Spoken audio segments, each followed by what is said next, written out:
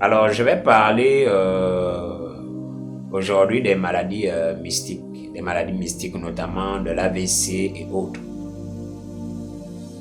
Alors, parce que c'est très important, beaucoup de personnes souffrent d'AVC et autres. Vous devez comprendre que le monde de la sorcellerie fonctionne beaucoup avec les maladies, notamment des attaques mystiques, qui se caractérisent par des maladies qui sont généralement d'origine mystique. Il ne faut pas penser que lorsqu'une maladie est mystique, que vous irez à l'hôpital, alors vous ne verrez rien, c'est faux. Vous pouvez aller à l'hôpital et puis on ne voit rien. Ou alors les examens pour d'autres se contredisent. Vous comprenez? Voilà. Et tout comme vous pouvez être frappé d'une maladie mystique et puis vous partez à l'hôpital, ça se détecte tranquillement. Tout est propre, comme une maladie vraiment normale, alors qu'elle est d'origine mystique. Vous comprenez? Bien. Et donc, le monde de la sorcellerie fonctionne comme ça, lance beaucoup de maladies, d'attaques mystiques qui se caractérisent par des maladies, mais d'origine mystique. Alors, parlons d'AVC. Alors, j'ai souvent l'habitude d'aller dans une église, etc. Je fais un peu le tour. J'avais souvent l'habitude de voir un monsieur malade d'AVC. Et un dimanche, j'ai vu le monsieur, on était en train de prier pour lui, puisqu'on dans cette église, on a souvent l'habitude de prier pour lui. Alors j'ai vu le monsieur. On l'a allongé au sol et on était en train de prier pour lui. Alors à côté de moi, il y avait une connaissance. Donc moi, à chaque fois quand je voyais le monsieur, je ne voyais pas ça en fait. Je ne voyais pas grand chose. Je ne voyais rien sur lui, vous voyez.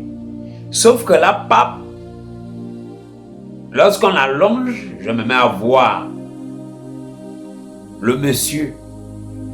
La connaissance qui était à côté de moi, je vais lui dire, tu vois le monsieur, le papa, par terre là pour qui on est en train de prier. Je vais dire le papa là. En fait, le papa que tu vois là, il est presque parti, il est presque mort. En fait, il est pratiquement mort. C'est le corps qui reste seulement là. En fait, il est pratiquement parti. Il est déjà parti à la limite. Tu comprends? Voilà.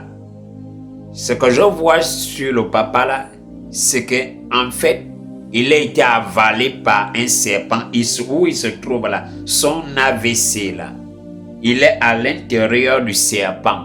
Le serpent l'a avalé. Le serpent l'a avalé. Donc, lui, il était entièrement englouti. Le serpent l'a avalé. Et au fur et à mesure, tu vois ce qu'ils sont en train de faire, qu'ils sont en train de prier pour lui. À chaque fois, il faudrait que le monsieur là vienne tout le temps à l'église. Au fur et à mesure des prières, ceux qui sont en train de faire ce que je vois sur le monsieur, c'est qu'ils sont en train de l'extraire de la bouche du serpent. Ils sont en train de l'extraire de la bouche du serpent. J'ai dit à la connaissance, tu vois le papa là, s'il fait 3 mois plein, 3 mois, 3 mois plein, voire 4 mois plein, il arrête de venir à l'église, il va partir. S'il arrête, il fait 3 à 4 mois plein, il arrête de venir à l'église. D'être dans une atmosphère où on est toujours en train de prier pour lui comme ça, prier pour lui comme ça. Parce qu'il faudrait que le serpent lâche prise. Il va mourir. Parce que où il est là, en fait, il est parti. Il est parti. Il ne reste plus que le corps, mais en fait, il est déjà parti. Mais ce qu'on est en train de faire, on est en train de le ramener. C'est comme si on le ramenait à la vie. Comme si on le ramenait à la vie. Ces prières-là sont en train de l'extraire un peu. Ça prendra le temps que ça prendra. Mais on est en train de l'extraire un peu de la bouche du serpent. Et j'ai fini de dire ça comme ça. Le papa, on va quand même lui tendre le micro parce qu'il arrive quand même à parler. Alors il va dire la même chose. Qu'il y a quelqu'un qui lui a dit, voilà, il y a un serpent, etc. Qui est la cause de ça. Je vais dire à la connaissance, tu as vu, le papa, il est en train de dire qu'on lui a dit qu'il y a un serpent qui le suit, etc. Il dit, tu as vu, je t'ai dit quoi? Je t'ai dit que le papa là, c'est un serpent. Donc quand c'est comme ça, c'est une attaque. Vous comprenez? C'est une attaque. Donc son AVC, la cause, c'est simplement le serpent, c'est lui une attaque mystique. Et donc il a été englouti. Vous comprenez? Parce que beaucoup parmi vous, vous avez comme ça des AVC, c'est lié à des attaques mystiques. Vous êtes frappé et on vous paralyse. C'est la même chose lorsque vous allez voir par exemple les personnes qui ont des problèmes de fécondité, des problèmes pour avoir accessoirement les kystes, les myomes, les fibromes, les trompes sont bouchées. Vous pensez que c'est dû à quoi? C'est parce que maritalement vous êtes liés. C'est une infestation spirituelle ou encore une infestation sur le plan mystique. Causée notamment par un mari de nuit qui souvent vient à chaque fois vous faire des rapports. Et vous comprenez? Et vous devez comprendre que lorsque vous avez des rapports sexuels avec une entité impure, elle vous souille. Mais elle ne vous souille pas que spirituellement. Elle vous souille aussi physiquement. Et ça se caractérise par une infestation qui vient tout détruire, boucher votre homme. Vous comprenez? Parce que ce qu'elle fait en vous, elle dépose en vous des œufs. Et ces œufs-là vont faire quoi? Chez les hommes, ça souille la semence. Chez les femmes, vous allez voir, ça se manifeste par toutes ces choses. Les kystes, les myomes, les fibromes. Chez d'autres, ils ont des petits serpents. Parce que ce que vous ne savez pas, en fait, ce que vous appelez les kystes, vous ne savez pas qu'en réalité, vous êtes enceinte. Retenez bien ce que je suis en train de vous dire. Vous êtes enceinte. De ce mari de nuit, vous êtes enceinte de lui. Croyez-moi, j'ai vu beaucoup de personnes comme ça, d'autres, c'est des bébés dans les ventres. Elles ont les bébés dans les ventres. Les bébés dans les ventres qu'elles portent. Vous comprenez? Aussi longtemps qu'elle sera enceinte du mari de nuit ou encore de ses esprits, elle ne pourra rien donner. Rien. Pas même un tita. Rien ne sortira de là.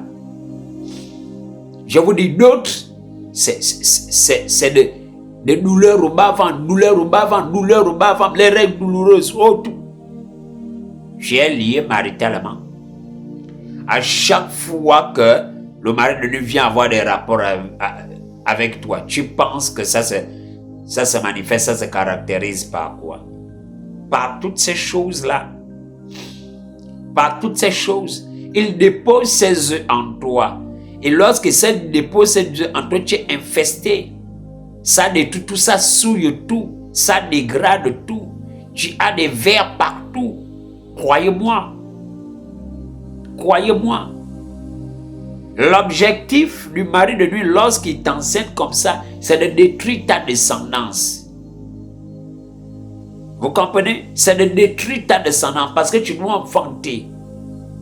Tu dois procréer. Alors lui, il s'attaque à ça en souillant, en détruisant la source. La source, afin que tu ne puisses pas mettre au manger. Tu te retrouves là, tu ne sais pas que tu as des bébés. J'en ai vu des personnes où je vois la dame et tout ça. J'ai dit, toi tu es enceinte, elles ont des bébés dans les ventres. Les bébés de leur mari de nuit. Vraiment que Jésus-Christ vous fasse grâce. La tradition et toutes ces choses ne vous sauveront pas. Acceptez Jésus-Christ, c'est tout. C'est l'unique solution pour toutes les personnes qui vont me poser la question. La solution, c'est quoi? La solution, c'est Jésus. La solution, il n'y a pas de formule magique de tralala à donner. Jésus-Christ de Nazareth.